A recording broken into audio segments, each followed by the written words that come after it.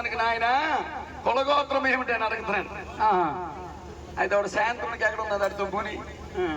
కానీ ఈశ్వరుడు సూర్యవంశంలో పుట్టినాడు కాబట్టి కులగోత్రం అడిగిన సమయం అప్పుడు కులగోత్రం ఎప్పుడు శాంతముని చంపపోయిన సమయం అందునా అప్పుడు గంగాదేవి అప్పుడు అడుగుతున్నది. అవును. ఓరెవరాయి ఓరాజోరెవరాయి